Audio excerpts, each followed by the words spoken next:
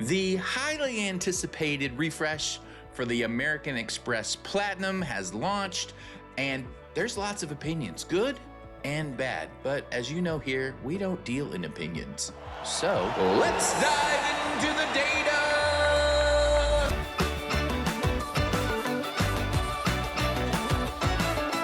First things first, if you find any value in this video, please like and subscribe to the channel. I'll be referencing a website.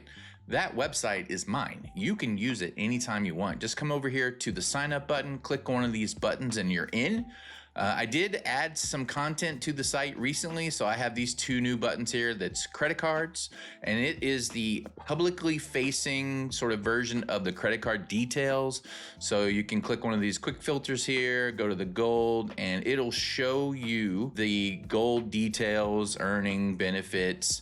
It doesn't show you everything. It definitely doesn't have all of the cool features integrated into it that I have when you log in. You got to log in to get all those features, but it is sort of a quick little view of each card. I also have all my video card reviews over here. Again, you can filter these by just clicking on these buttons or typing in a particular content that you're looking for and then click and watch. So maybe Amex should take a good look at themselves in their mirror finish, because I don't really consider this a refresh. I mean, you upped the annual fee and added some credits. That's not a refresh. Like the CSR, that was a refresh. I mean, they changed everything. They changed the look, they changed how things work, they changed the annual fee, they changed the credits, like everything changed. That to me is a refresh. This just seems more of inflation. I mean, they did add the mirror finish, but it's limited time only. They didn't change the look of the card. And granted, they shouldn't. The thing is perfect. It's a thing of beauty. Don't change it ever, unless you want to put like the little black bar across the bottom too to make it actual anyway. But maybe I'm just being a little pedantic.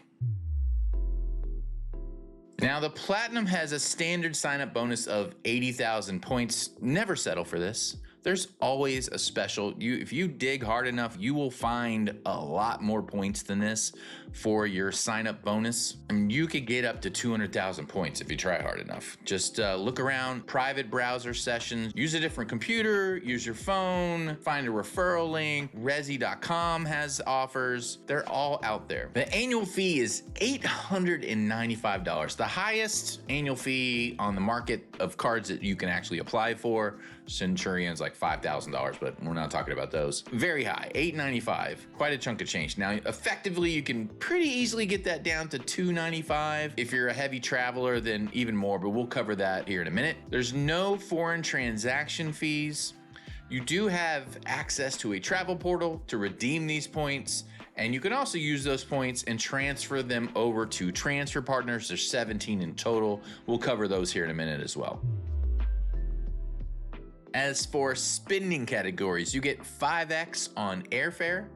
You get 5x on airfare in the portal as well. It doesn't really matter where you buy the tickets, you're gonna get 5x. You get 5x on hotels in their travel portal, and you get 1x on everything else. Now, since you do have access to the transfer partners with the Platinum, the pointsguy.com values those points when transferring to 2 cents per point. Now, that's an average. That's not an exact amount that you get every time you transfer to transfer partners. You have to do your work and be creative and find good transfer deals. But when you put in the work, you should be able to get around 2 cents per point. Now, if you find you're getting less or even more than 2 cents per point, you can go edit that in the point system. I'll show you how to do that here in a minute. But at 2 cents per point, it's gonna feel like you're getting 10x on the airfare and hotels and then 2x on everything else when you compare those to other systems like cash cards. Now, you're not earning 10x on these points, you're not earning 2x on all other. It's just the value, it will feel like you're worth that when compared to other systems.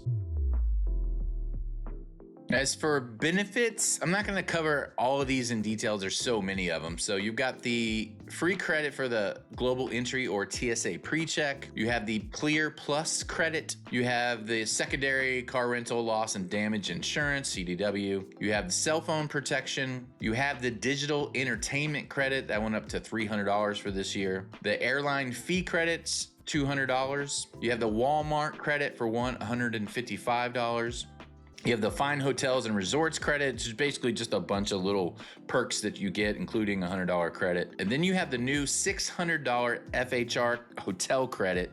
So it's $300 semi-annually, 2 times semi-annually in a calendar year. You have the new $400 Resi credit, so you can get $100 per quarter. You have the $300 Lululemon credit, also new, $75 per quarter. You have the $300 Equinox credit, the $200 Aura Ring credit, the Uber Cash credit of $200. You have a $120 Uber One credit. You have the Shop Saks with Platinum credit, $100. It's $50 semi-annually. You get some cruise privileges, some credits on board. You get the car rental privileges, Avis Hertz National. You have the Hilton, you get instant Hilton Honors Gold status. You get instant Marriott Bonvoy Gold Elite status. Authorized user cards are $195. You have the Global Dining Access by Resi, the Priority Pass Select membership, the Global Lounge Collection to get all the Century Lounge, Escape Lounge access. You have some travel protection, so trip cancellation and interruption insurance, and trip delay insurance. All right, so the reason the annual fee is so high is they give you so many benefits that you can earn that back. Now they want to catch you not using them, and then you're just paying the annual fee and they're making that money off of that. So you really have to work to offset the annual fee. Hopefully it's working at something that you were going to buy anyway, or at least you see the value. It's worth paying for that value since the value is there to offset that annual fee. So, okay, so let's come back up here. The annual fee is $895. So by default, I have some high value items that I mark as sort of worth it, easy to get. So the digital entertainment credit, a lot of people have Disney or ESPN or Hulu that they can use this credit for, that they would have already been doing that anyway. So I marked that as high value. The airline credit, pretty easy to use. If you're flying, you can use it for checking bags, paying for the bag fees.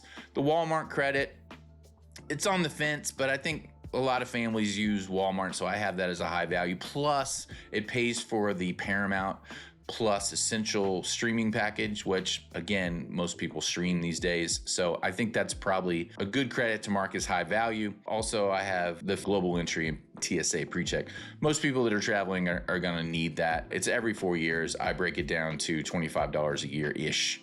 Now, with the latest version of the site, you can edit these credits. So let's say you use the entertainment credit, that's easy. Use the airline fee credit. Maybe you don't use the Walmart. Okay, so we'll turn that off. We're at $370 now for an annual fee. And let's say, yeah, I can use the hotel credit, but I'm not gonna use $600 worth. I can't do 2 times a year at a Hilton. I do other things besides Hilton. So you can come in here, edit this, and let's just, you do it once. So we make it $300. All right, and then turn that on. Now we're at $70. So we're getting close. And let's say you do Resi, but you're not gonna do Resi every quarter. It's just too much. So let's just say we do it once a year. So let's change that down to 100 and then enable that. Now we're in the black. We're no longer in the red. So, you know, you throw in even maybe a Lululemon. Your wife gets some tights or whatever once a year. We'll just do 1 quarter. We're gonna use that and then flip that on. And now we're making $100 off of the card. I mean, it's getting okay. And then, you know, if you're using Uber or whatever, if you're already doing that, then those probably are pretty easy credits to, especially if you're you know, subscribing to the Uber one. Now it's saving you $120. If you want to use the Saks once or twice a year, then that's another $50, $100. So you can get into the positive with this card. So right now we're making $225.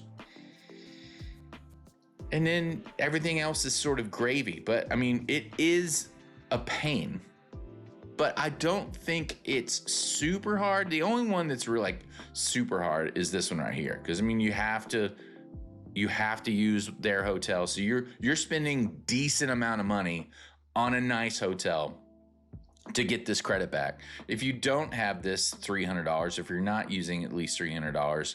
So now we're down in the 75 range. So even at the $75 range, annual fee for this card to get access to the lounge, to get the protections, to have the ability to turn these others on when they come up.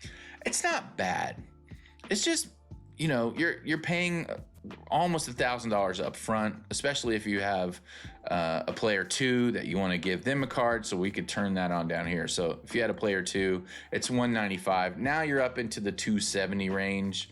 But if you're paying, you know, for a player 2 to have this card also, you guys are staying at nicer hotels and you are probably accessing this. So if you're just doing that once a year, you're still in the black, $30. So, I mean, they did okay. I think they did all right. I think the $600 FHR credit really saved them, you know, and then they've got a lot of little credits that are not that hard to use. The Resi credit, you just go out once a year to take your wife out to a nice restaurant once a year, get her some Lululemon pants once a year. You know, it's not bad if you're into the O-ring. Okay. So, and then Uber. So if you're doing Uber, you know, it's okay. So if we turn that off, it's $90. So I mean, you're in that sort of $95 travel card range at that point. It's not bad. And then you get all these perks. You get gold status, you get gold elite status, you get rental car privileges, you get all the lounge access. So it's not bad. I mean, you're not doing terrible. And then for application rules, you have the AMEX 110. They allow you one bonus per specific card per lifetime.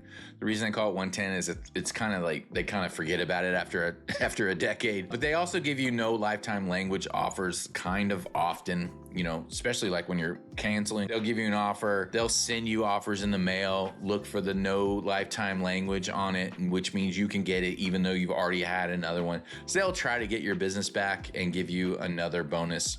It's not that bad. You got the Amex 390. You'll be declined if you apply for a 4th Amex card in 90 days. They don't have 524. It's kind of the best thing about Amex is it doesn't really matter what your credit card inquiry or application situation is. They want to give you the card, they'll give you the card. There's not really a hard, fast rule like with Chase with the 524. The one that does kind of suck is the Amex family rule, where if you have the platinum, they're not going to give you a bonus on the gold or the green. They do that with several of their other cards as well, even the co-branded cards. But again, no lifetime language offers wouldn't apply to this, but still, a lot of people that just get the platinum right off the bat, they didn't think to go get the gold first. Get the green, get the gold, then get the platinum. Now, like I mentioned, the membership rewards are worth 2 cents per point according to the pointsguy.com's website. And then the cash value 0.7, not good. So don't redeem for cash. Always at least redeem for points in the travel portal where you'll get 1 cent per point at the least. And then gift cards, 1 cent per point. You can kind of get some gift cards that at least get you 1 cent per point. You can't transfer your points to spouses or friends. Anything Amex pulls up into the same pool. You don't have to combine points or anything. As long as it's in your account, you earn on the gold, you earn on the platinum, you earn on the blue business plus, it automatically goes into one big pool. Now, it doesn't count on like Hilton cards. Those will be separate, or Amazon. Those will be separate. Just because it's issued by Amex, that doesn't matter. It has to be an actual Amex credit or charge card. And then, like I mentioned, you can edit those points here, make them whatever you feel like they're worth, and then that will reflect across the entire website. So if I'm only redeeming these in the travel portal at 1 cent per point, you can just make them 1 cent per point. So that way, when you compare to Chase, where you're getting points boost, 1.75 or 2 cents per point, you can be on a level playing field when you compare the cards, because that's how you redeem. Now, we talked about the transfer partners. You've got the ANA Mileage Club, Aeromexico Rewards, Aeroplan, Asian Miles, Avios. So that's Iberia and British Airways and all them. So Choice Privilege Rewards, Emirates, Etihad, Flying Blue, Flying Club from Virgin Atlantic, Hilton, that's a big one for them, Chris Flyer Life Miles from Avianca, Marriott Bonvoy, Qantas, Delta Sky Miles, another big one from them, and JetBlue. Really good redemptions, I think, on Aeroplan is a good one. Air France You can find some, it just depends, and everything, it always changes. So 3 months from now, it could be completely different. If you're gonna transfer to Hilton, wait for the transfer bonuses. So they're a 1-to-1 transfer, but the points at Hilton are worth half a point basically.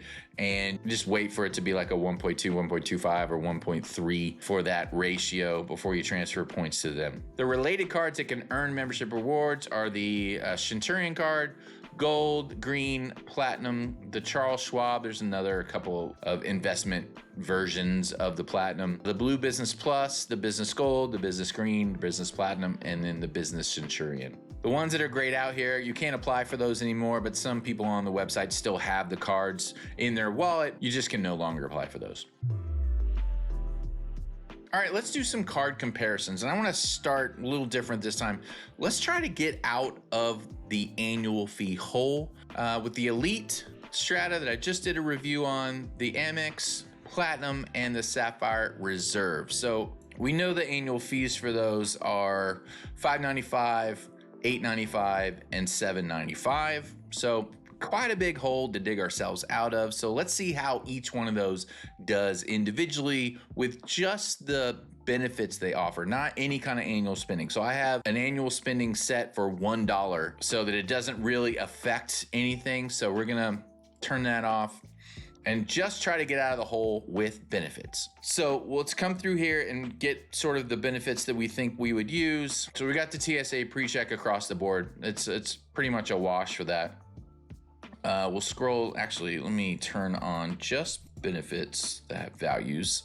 So we're eliminating any benefits that don't have values on them. So you got the $200 splurge credit. That is something we could use on American Airlines and at Best Buy. I think that's pretty easy to use. Let's keep that. You got the hotel credit, and we'll do the hotel credit, the full hotel credit for all 3 of the cards. So when we go over to those, we'll use those as well. So we got the edit for $500 there, and I don't think this one is turned on for the FHR. So let's turn that one on, $600 FHR credit. Black Lane credit, I don't see us using. I don't think there are any other credits notable, no. So Saks, no. Resi, maybe, but let's see how we do with just those credits. So you got the Walmart, the digital, so I think those are really easy to use. The $300 travel credit is the easiest credit to use ever. And the Apple TV, I think that's pretty easy to use, and I think people stream. So, you know, maybe you trade Apple TV for something that's not being paid for. You've got entertainment. I think that makes sense. And then, you know, you could do DoorDash and all that stuff, but I'm just going to leave that off for now. Southwest, those are earned credits. No.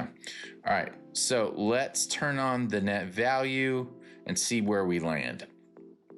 So just with those, you're in the hole with the Elite. You're $385 with the American Express Platinum, and then $285 the Sapphire Reserve, just with the credits, no spending whatsoever. Now this, I think the $600 is where you're kind of getting that, and if you decide, you know, I can't do that twice a year, so you switch that to 3. You can definitely do it once a year, but you can't do it twice. So you could switch that to 3.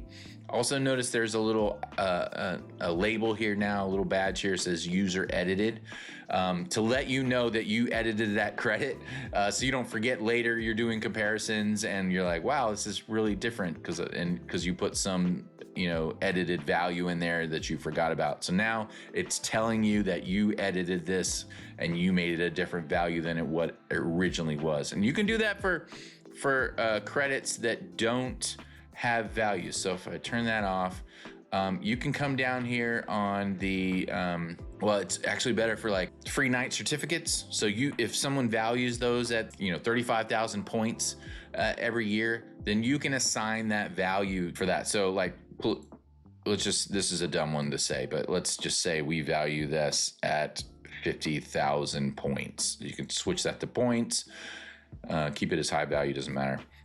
You close that, and now you're getting credit for that on your annual fee. So whatever you value, any benefit that you have, if you value it at some kind of a dollar amount or some kind of points amount, just put that in there and it'll calculate that with the rest of the spending and benefits and annual fee and everything. So let me get rid of this And then if you've edited it, you can just hit reset. It'll go back to what it was, and you're done.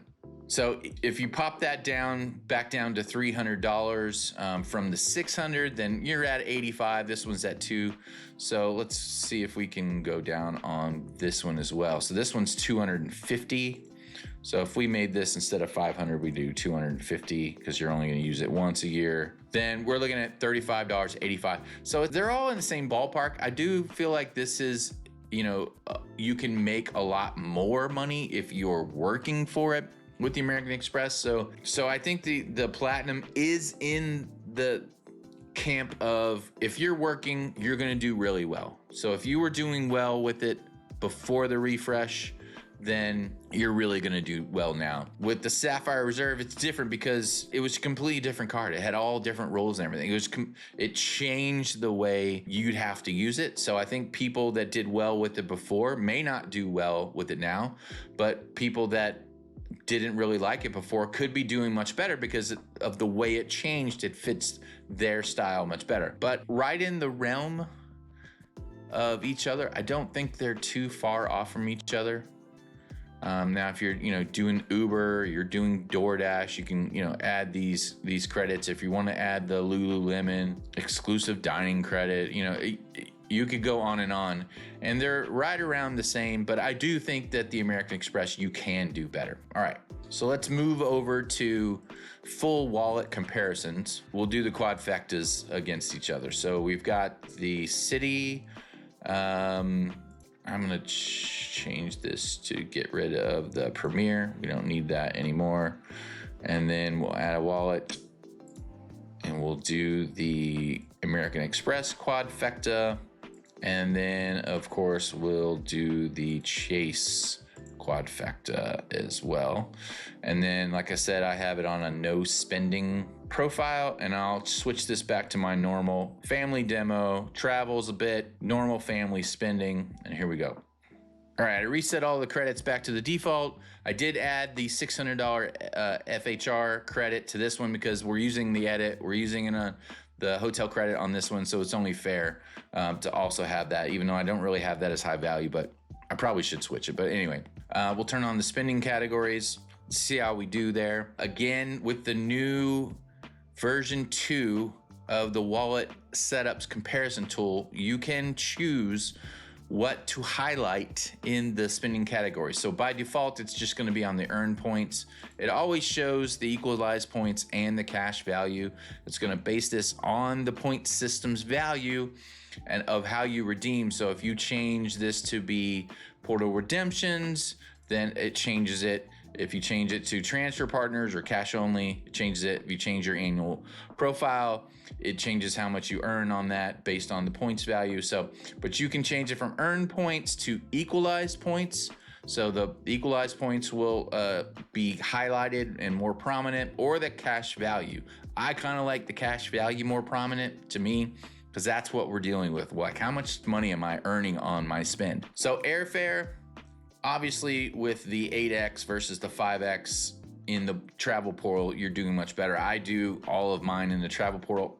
Every once in a while, I'll hit some kind of emergency where this really comes in handy. 5X outside of the portal, but now the Sapphire Reserve has 4X outside of the portal. So in a pinch, you're still doing okay. All other, the blue business killing it with the 2X versus the 1.5X over here. You got 2X over here, but the points aren't worth as much, but you're close to the AMEX. Amazon, you're doing much better, but that's because of the flex you have. Has an Amazon quarter usually. You're not going to cap out on your $1,500 a quarter on that one, on my spending anyway, but you are going to make a little bit more at the 5X, and then it'll fall down to the 1.5X for the unlimited for the rest of the year. Car rentals, Elite's great. Cruises, you've got the 3X on the green.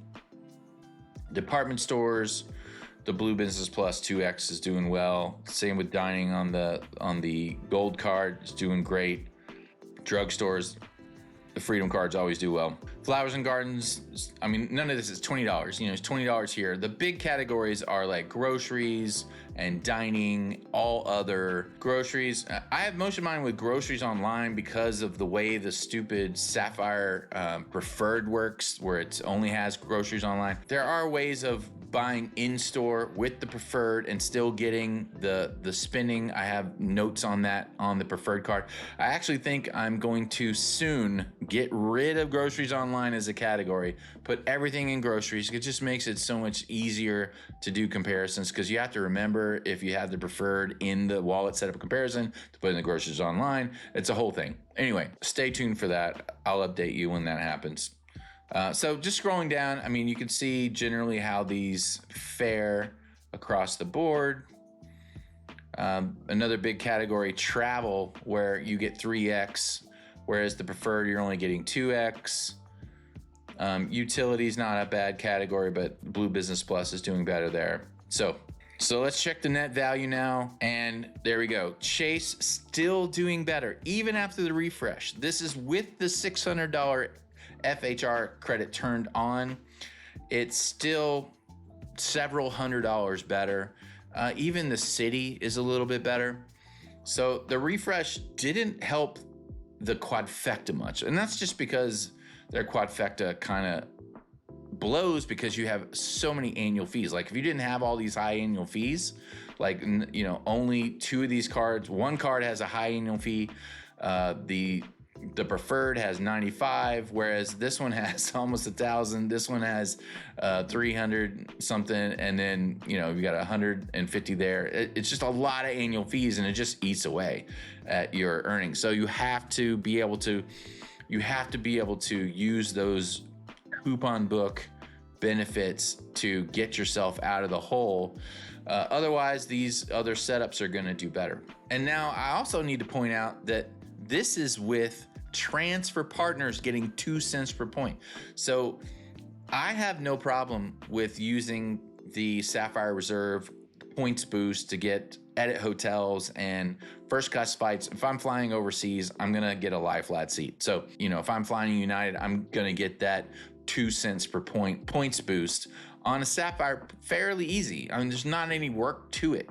Whereas these, if I'm not finding a good transfer partner to get 2 cents per point with, I'm only going to get 1 cent per point in the travel portal. So over here on Citi, if I had these, I'd be flying American and getting the full 185, probably with the redemptions anywhere from 1.5 to 2. So, but not 1 cent per point, you know, because I'd be throwing points over to American. So if we came over here and switched this to travel portal redemptions, then look at what we're talking about. That's just stupid, right? I mean, if you can't figure out the 2 cent per point in Amex, you have to be able to figure that out. If you're not figuring out 2 cent per point, you're doing terribly. I don't care how many benefit coupons you're earning. It's going to have a hard time catching up to another $3,000 in value. This is why I'm always hesitant about Amex, because it looks good on the face of it. It's like all this stuff, and they entice you with all these things. But if you're not getting those points at 2 cents per point, stay away from Amex. Stay away, run far away from Amex, because it's just not worth it. You can do so much better on other setups. And look, when we're on travel portal redemptions, Chase is winning everything down the line. I think, groceries, they don't by $1. Just regular groceries, but groceries online. So they win all the things. It's all the way down the board. Even with their crappy little side Freedom cards that aren't great, it still win. This is why they have those crappy little, because they still win with just 1.5 cents per point. They still can come out on top like this. All right, so the Platinum, can it be great? Yeah, it can be great. You have to know how to redeem those points so that you're getting 2 cents per point. If you don't know how to get 2 cents per point on your partner transfers, then this isn't the card for you. This isn't the setup for you. Amex is not for you. I don't care how great the benefits. I don't care about the Centurion Lounge. I was at a wedding this weekend. A friend of a friend was there, and we were talking about traveling, and he brought up the Platinum was worth it alone just for the Centurion Lounge access. And it dawned on me. I go, yeah, but you can't even get your wife. Do you pay for the additional card? You can't even get your wife in. And he said, I spend so much with my business on that card that I get free guest access, which is the $75,000. If you spend more than $75,000 a year on that card, you get free guests to the Centurion Lounge. And then I'm thinking, why are you spending $75,000 for your business on this card at 1x? You know, because I run into so many, especially on the cruises, and if I talk credit cards with anybody on the cruise, they're like, yeah, I have one credit card. It's the Platinum because it's the best. That's how they're like, these are rich people that know they need a credit card, and AMEX Platinum is the best. It's the travel card. It's the best. It's Platinum. See, it's Platinum. So therefore it is the best because did you see it's Platinum? I mean, that's the mentality. And then, you know, all of us know that that's a terrible card for spending daily stuff, or even taking like he could, if he put all of that $75,000 plus spend, I think it's probably more than that. If he put all of that on the Blue Business Plus instead of his Platinum, he could pay for like 3 people to go into the lounge, probably more. I'm not even doing the math. And I know it's a lot more to go into the lounges when he needs someone to go in the lounge with him. I mean, it makes no sense, but people are just like, Platinum, oh, cool, I get free guest access if I put all my spend on this 1X. So I think we need to stop calling the Platinum a travel card. It is not a travel card. It's a terrible travel card. Like, why would you take this card with you on your travels? What are you gonna buy? Plane tickets? You should already have bought those. I mean, the only thing I can think of is maybe when you need to pay for your bag with the $200 airline credit, maybe you pay for the bag fees. But again, I think you can do that before you get there. And it's a terrible travel card. I think we should call it what it is. It's a premium status card. It's a luxury benefit card. It's a D-Pass to get into the cool kids club, right? I mean, it's not a travel card. It's not a good travel card. You can buy airline tickets with it outside of the portal, and it's a good deal. Otherwise, why even have this card at all, other than like the cool kid stuff, lounge access, and just to say you have it. I'm not saying it's a terrible card. You can do well, but again, you must be able to get 2 cents per point on your partner transfers. Otherwise, get rid of this card. You're losing on this card. Anyway, those are my thoughts.